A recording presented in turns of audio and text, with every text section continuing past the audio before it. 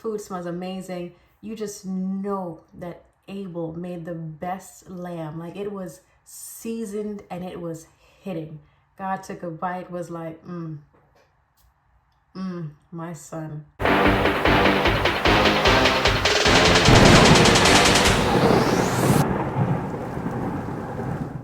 Hey, so welcome to my YouTube channel. And if you came from my TikTok page, hi TikTok friends, good to see you again. So this is going to be our Bible series, and I'm going to start with the story of Cain and Abel. Why? Because Cain is ridiculous and I need to talk about this. So I'm going to set the stage first. So we've already gone through Genesis 1, 2, and 3 before we get to this part. So God has already created the earth. He created Adam and Eve. And then the whole situation with the Garden of Eden happened, the whole Applegate. So Adam and Eve were removed from the garden, and a cherubim was put in the place to make sure that they couldn't come back and get to the tree of life. So let's start with Genesis 4. We're going to start with the very first verse. It says, "Now the man had relations with his wife Eve, and she conceived and gave birth to Cain. She said, 'I have gotten a man-child with the help of the Lord.' And again, she gave birth to his brother Abel. So Abel was a keeper of flocks, but Cain was a tiller of the ground." All right, so you're with me, right? Eve had two sons. First one being Cain.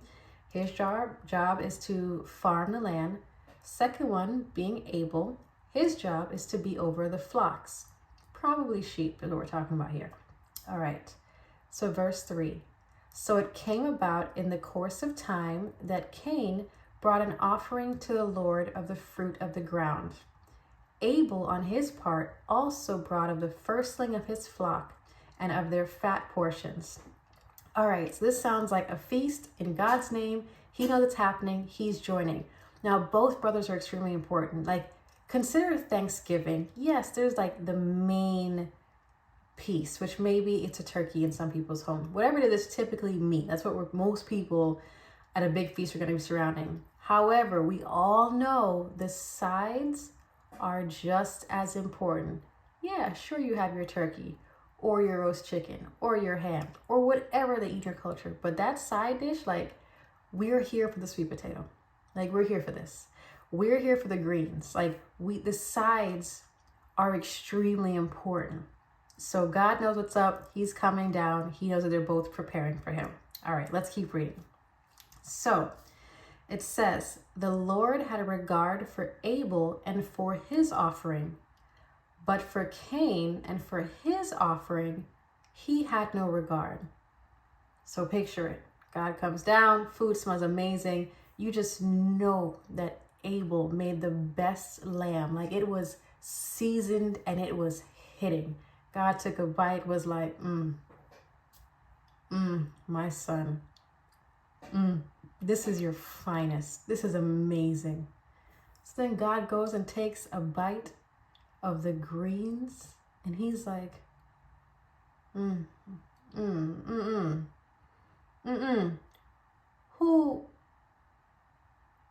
made the greens? Who made the greens? Who made the greens? Who made the greens? Right? So he's not pleased. So he loved what Abel did. He was not pleased with whatever Cain brought. All right, so let's keep reading. This is verse 6. Verse 5, sorry. "So Cain became very angry and his countenance fell. Then the Lord said to Cain, 'Why are you angry? And why has your countenance fallen? If you do well, will not your countenance be lifted up? And if you do not do well, sin is crouching at the door, and its desire is for you, but you must master it.'" Pause. We have to talk about that, because obviously Cain is over there. He's a little salty. He's upset because God pretty much called him out. Like, hey, who made this? Who made this? Who made this?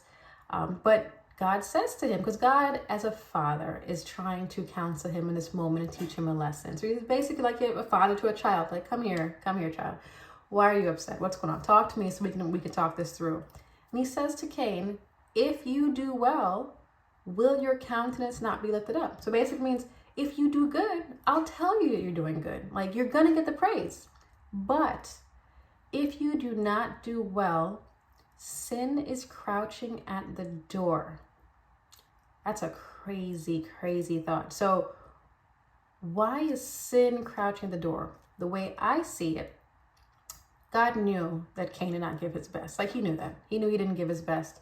And so if we're not giving our best, and that is the ask is to give God your best. You know that you're coming forward to present this offering. Like, you know you're supposed to do this and you're doing it. Your brother did a great job.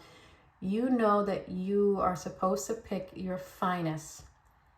And here, Cain chose to not give his finest, but present something that's secondary or less than, just not as good to God, and act like it was good. That is a form of deception.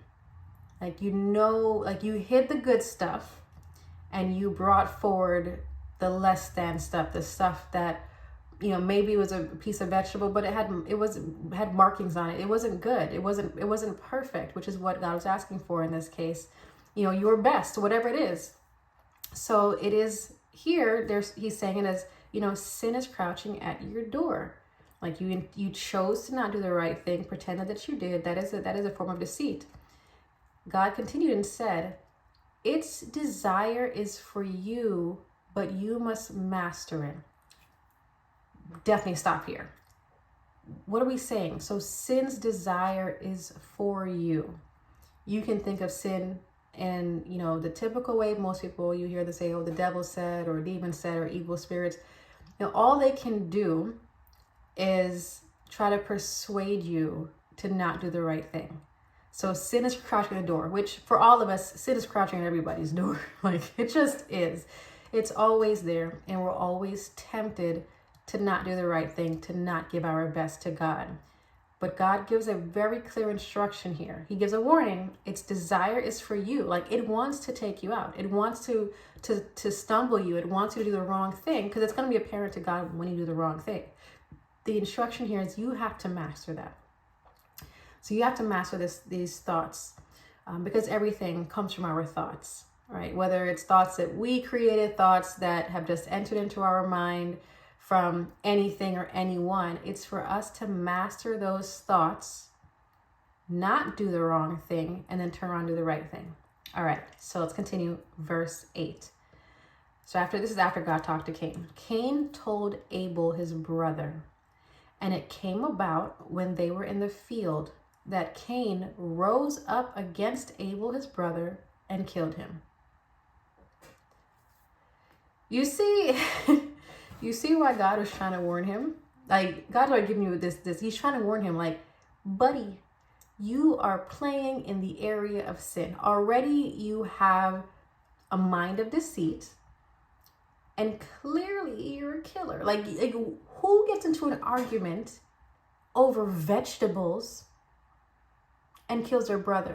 That's crazy. But what does this mean? Cain already had this temperament. He already had this character about him that was not great. So now here we are. He killed his brother. Completely overreacted as far as I'm concerned.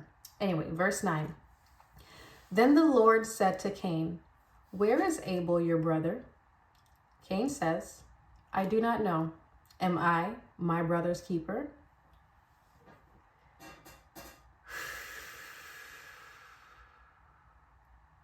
Can you imagine just talking to God? Like the audacity. Like, God is like, where's your brother? I don't know. I'm not, am I his keeper? Yes, you are his keeper. You're the older brother. Yes, actually, yes. Yes, matter of fact, you are the keeper.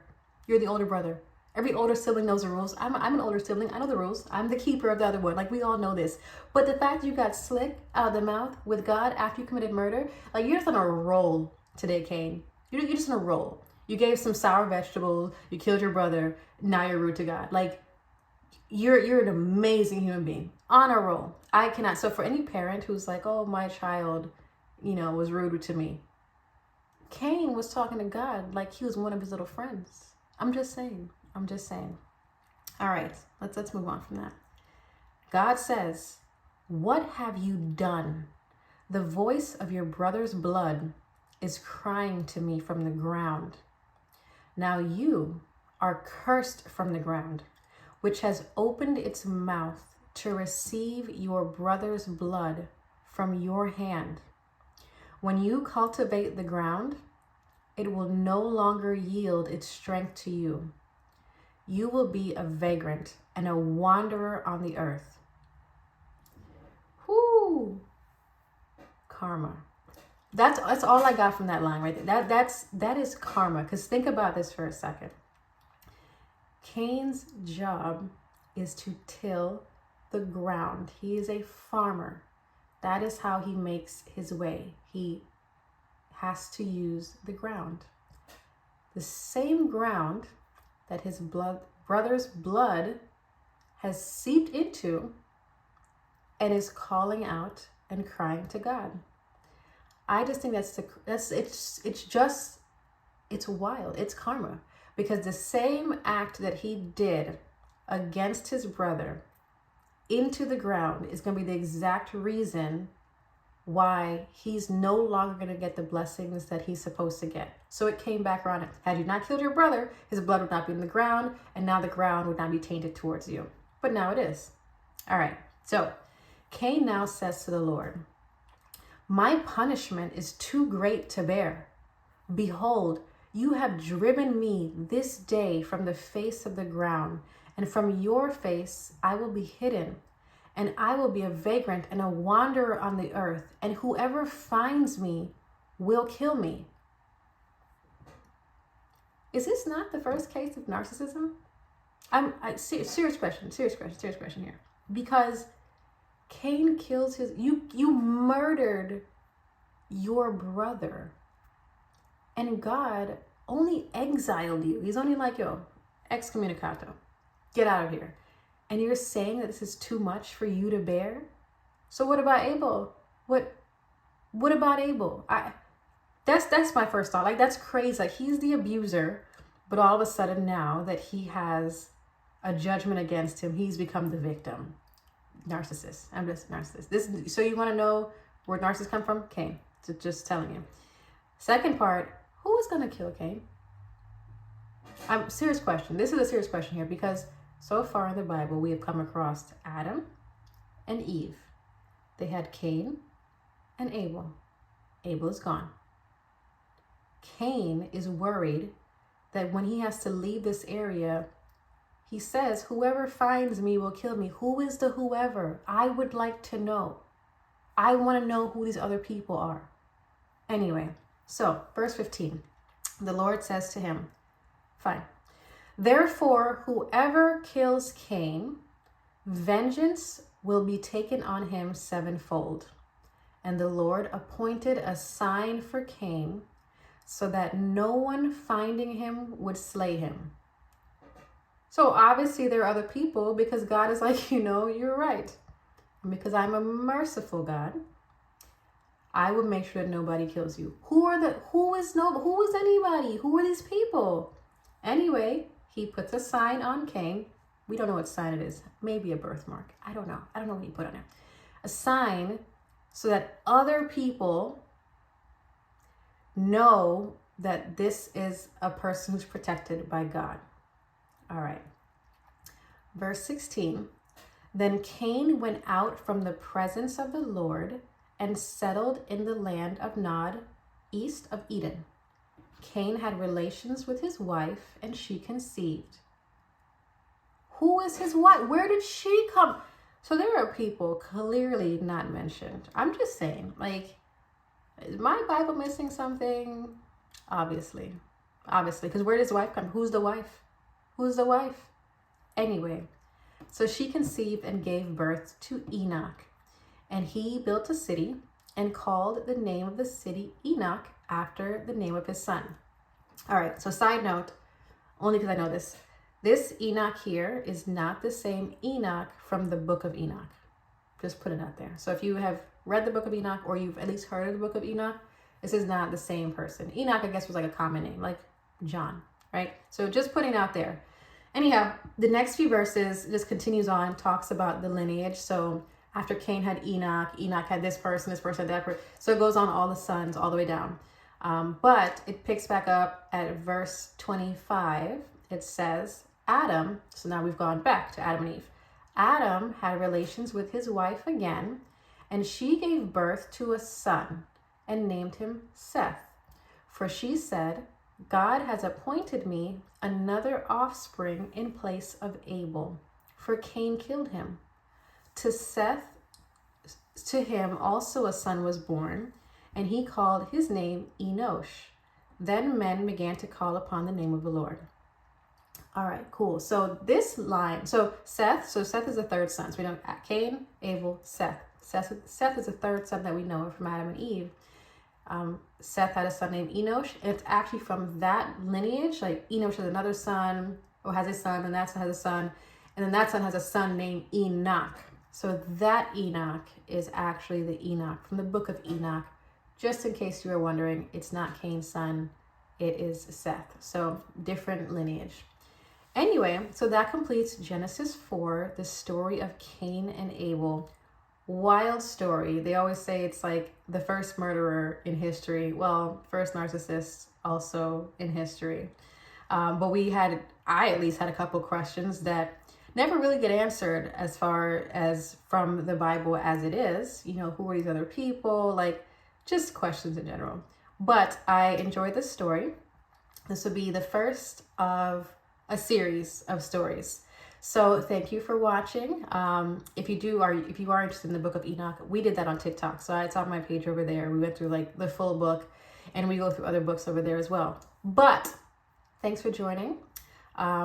Subscribe to the channel so you will know when I drop another Bible story. Again, it will be done in my narration. My thoughts will always pop up.